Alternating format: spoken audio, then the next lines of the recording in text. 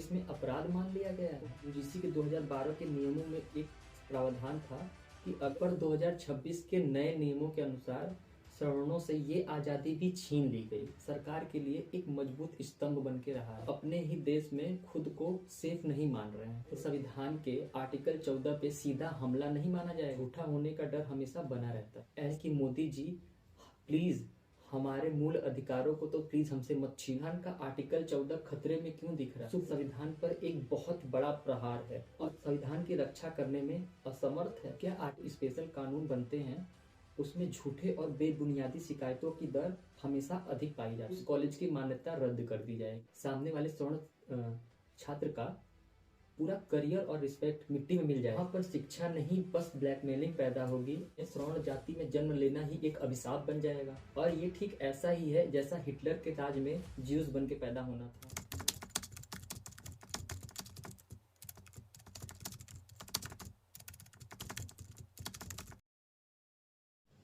नमस्कार दोस्तों, एक बार फिर से आप सबका बहुत बहुत स्वागत है हमारे इस एजुकेशन और इन्फॉर्मेशन से भरे हुए एक और वीडियो में। दोस्तों, अभी जो देश में बात चल रही है, सोशल मीडिया यूजीसी के नए नियमों पे सवालों से पूरा भरा पड़ा है। और सवाल उठे भी क्यों ना, ये हमारे देश और देशवासियों की सुरक्षा और समानता की बात जो है। दोस्तों, मैंने सोचा भी नहीं था कि ये मामला इतना आगे बढ़ेगा कि इस मामले को किसी जाति विशेष के मामले से जोड़ दिया जाएगा। मैं कोई वीडियो इस मामले पे बनाने वाला नहीं था, पर मैंने देखा कि लोग सोशल मीडिया पे कुछ भी बोल रहे हैं इस मामले पे बिना कुछ जाने समझे सोचे। और मैं आप सबसे यही बोलूँगा कि आप सब प्लीज़ इस मामले को किसी जाति विशेष से ना जोड़ें। हमारे देश, हमारे संविधान और हमारे प्राइम मिनिस्टर का हमेशा एक ही सोच रहा है कि सबका साथ सबका विकास। हम तो सबका साथ सबका विकास की बात करते हैं ना। क्या सबका साथ सबका विकास का वो नारा, वो मोदी जी की सोच बस चुनावी पॉलिटिकल कैंपिंग तक ही सीमित रह गई? क्या अब ये नारा कुछ का साथ और सबका विनाश का नारा बन चुका है? वो मोदी सरकार जो कि चुनावी कैंपिंग में हर मन से बोल रही थी रहेंगे तो सेफ रहेंगे।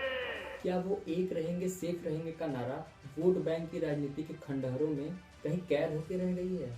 13 जनवरी 2026 में यूजीसी के नए नियम आने के बाद वो एक रहेंगे सेफ रहेगा का नारा कहीं झूठा साबित होता नहीं दिख रहा है? क्या सच में इस नए नियम के आने के बाद सबका साथ सबका विकास का वो नारा कहीं नजर आ रहा है?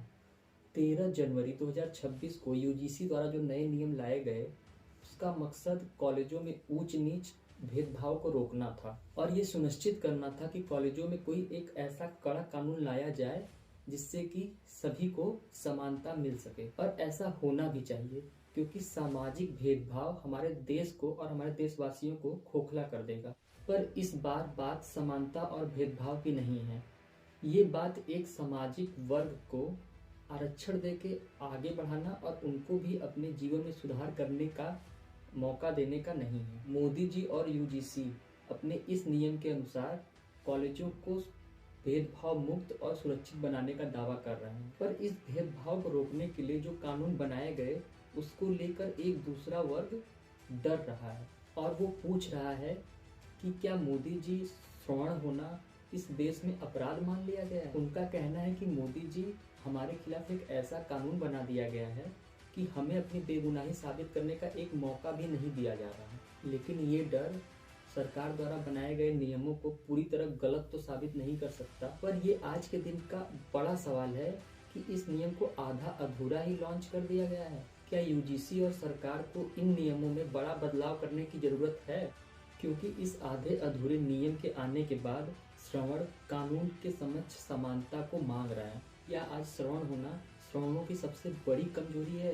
और ये सवाल आज हर श्रवण सरकार और यूजीसी से पूछ रहा है। इस पूरे विवाद में सबसे बड़ा वो बदलाव है जो कि पुराने यूजीसी के नियमों की तुलना में बदला गया है। यूजीसी के 2012 के नियमों में एक प्रावधान था कि अगर कोई भी किसी पर झूठा आरोप लगाता है तो झूठी शिकायत करने वालों पर भी सजा का प्रावधान था और ये सही भी था। ये सवर्णों को अपने आप को बेगुनाह साबित करने का और अपनी बात रखने का अधिकार देता था। पर 2026 के नए नियमों के अनुसार सवर्णों से ये आज़ादी भी छीन ली गई। इस बात को कोई झुठला नहीं सकता कि सवर्ण हमेशा से सरकार के लिए एक मजबूत स्तंभ बन के रहा है और उन्हें लगता था कि सरकार काबिलियत और टैलेंट का सम्मान करेगी। श्रवण आरक्षण ईडब्ल्यूएस आने के बाद सवर्णों का सरकार पे भरोसा और भी बढ़ गया था, पर आज हर सवर्ण छात्र बोल रहा है कि कॉलेजों में उनको सुनने के लिए, उनकी बात सुनने के लिए कोई कमेटी नहीं है। आखिर सवर्ण अपनी बात किसके पास लेके जाए, कहाँ पे वो बोले।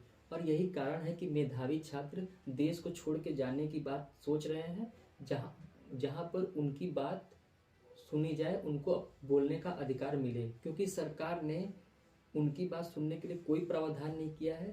इसलिए सवर्ण अपने ही देश में खुद को सेफ नहीं मान रहे हैं। रोहित वेमुला वाले केस में भी जब सालों बाद पुलिस की रिपोर्ट आई और कोई दोषी नहीं पाया गया, और तब तक छात्र का पूरा कैरियर और रिस्पेक्ट बर्बाद हो चुका था। सवर्ण छात्र और पूरे देश को आज यही डर है कि अगर शिकायत करने वाले को पता है कि उसका झूठ पकड़ा भी गया तो भी उस पर कोई एक्शन नहीं लिया जाएगा, क्योंकि यूजीसी के नए नियमों में कहीं नहीं लिखा है कि झूठी शिकायत करने वालों को क्या दंड दिया जाएगा। और क्या ये हमारे संविधान के आर्टिकल 14 पे सीधा हमला नहीं माना जाएगा? इसलिए आज पूरा देश डरा हुआ है कि कानून का वो तराजू जो हमेशा न्याय की बात करता था, दोनों पक्षों को समानता की बात करता था, वो अब एक तरफ झुका हुआ दिख रहा है। और पूरा देश यही पूछ रहा है, क्या मोदी जी ये कानून सवर्णों के खिलाफ हथियार के रूप में इस्तेमाल नहीं किया जाएगा? क्या ज्यादातर मामलों में इसका इस्तेमाल डराने और फंसाने के लिए नहीं किया जाएगा? क्या इसका इस्तेमाल कुछ व्यक्तिगत मामलों में नहीं किया जाएगा? और ये होने का संभावना 100% है,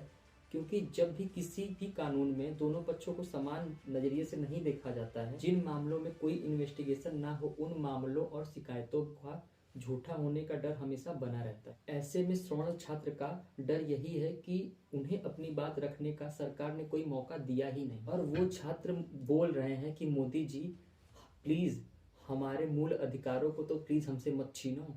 आर्टिकल 14 जो कि कानून के समझ समानता को बताता है और हर एक भारत के नागरिक का मूल अधिकार भी है, और ये अधिकार हमारा संविधान हमें देता है, वो संविधान जिसपे हर एक भारतीय गर्व करता है। और हम हर साल 26 जनवरी को अपने संविधान दिवस को बहुत ही हर्ष और उल्लास के साथ सेलिब्रेट करते हैं।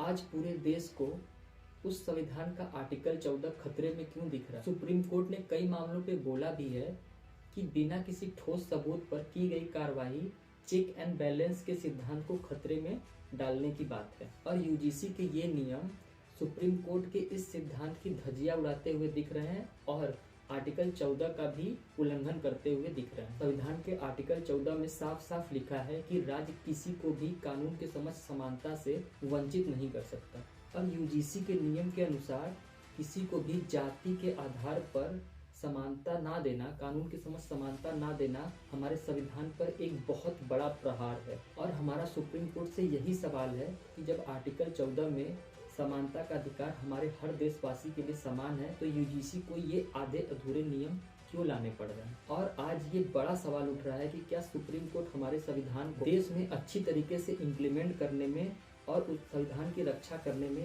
असमर्थ है? क्या आर्टिकल 14 को ही राज्यों में एक नए तरीके से ठोस कानून के साथ लगाया नहीं जा सकता था? नेशनल क्राइम रिकॉर्ड के आंकड़े बताते हैं कि जो स्पेशल कानून बनते हैं उसमें झूठे और बेबुनियादी शिकायतों की दर हमेशा अधिक पाई जाती है। यूनिवर्सिटी ग्रांट्स कमीशन की जो सजा का प्रावधान है उसमें साफ साफ लिखा है कि कॉलेज किसी भी कंप्लेन पर एक्शन नहीं लेता है तो उस कॉलेज की मान्यता रद्द कर दी जाएगी। ये इतना ठोस कानून है कि कोई भी कॉलेज सच को जाने परखे बिना ही सवर्ण छात्र को अपने कॉलेज से रिस्ट्रिगेट करना ही उचित समझेगा। ये समानता लाने का कोई उपाय नहीं है यूजीसी और मोदी जी। ये यूजीसी का नियम, ये कानून बस ब्लैकमेलिंग और सवर्ण छात्रों को मानसिक रूप से प्रताड़ित करने का एक साधन बन के रह जाएगा। और ये कानून कैंपस के अंदर ब्लैकमेलिंग के एक नए संस्कृति को जन्म देगा। जब 16 से 20 साल के किसी छात्र को ये पता होगा, वो छात्र जो कानून और सामाजिकता को अच्छे से जानता भी नहीं होगा, और उसको पता होगा कि उसके बस एक शिकायत मात्र से सामने वाले सवर्ण छात्र का पूरा करियर और रिस्पेक्ट मिट्टी में मिल जाएगा, और शिकायत के झूठा होने पर भी उस पर कोई आंच नहीं आएगी, तो ये स्थिति सीधे सीधे ब्लैकमेलिंग को जन्म देगी। और वो ब्लैकमेलिंग कैसी होगी ये आपको मुझे बताने की जरूरत नहीं है, आप भली भांति जानते हो टॉपर की रेस, छात्र संघ के चुनाव या किसी भी प्रेमी प्रेमिका के मामलों में ये किसी भी स्वर्ण छात्र को रास्ते से हटाने का बस एक साधन बन जाएगा। और अगर कॉलेज कैंपस में इस प्रकार की संस्कृति जन्म लेगी तो सीधे सीधे नुकसान हमारे देश का होगा, उन मेधावी छात्र का होगा जो कि आने वाले दिनों में हमारे देश को रिप्रेजेंट करेंगे, हमारे देश के भविष्य हैं। जहाँ प्रोफेसर को किसी भी छात्र के गलत होने पर उसको डांटने पर डर लगे कि कहीं उस प्रोफेसर पे भेदभाव का ठप्पा न लग जाए, वहाँ पर शिक्षा नहीं बस ब्लैकमेलिंग पैदा होगी। और क्या ऐसे ही हमारा भारत विश्व गुरु बनने का सपना देख रहा है? दोस्तों, आपका क्या मानना है? यूजीसी को कॉलेजों में एक ऐसी कमेटी नहीं बनानी चाहिए जो दोनों पक्षों की बात सुने और यूजीसी को अपने नियमों में चेंज करते हुए किसी भी छात्र के साथ दुर्व्यवहार होने पर एक्शन लेने की बात करनी चाहिए? क्योंकि समानता और सुरक्षा तो सबका हक होना चाहिए ना। और अगर ऐसा ही चलता रहा तो अपने भारत में श्रवण जाति में जन्म लेना ही एक अभिशाप बन जाएगा। और ये ठीक ऐसा ही है जैसा हिटलर के राज में ज्यूस बन के पैदा होना था। न्याय और सुरक्षा सबके लिए समान होनी चाहिए, यही हमारे देश का लोकतंत्र है और यही हमारा संविधान है। आप जितने लोग जो कि अभी तक यहाँ पे मेरी वीडियो को देख रहे हैं और वो किसी भी जाति या धर्म से हैं, प्लीज़ जाति को बीच में ना लाकर अपने विचार हमें कमेंट जरूर करें और ये जरूर बताएं कि सुरक्षा, समानता और संविधान सबके लिए समान होना चाहिए कि नहीं। जय हिंद, वंदे मातरम।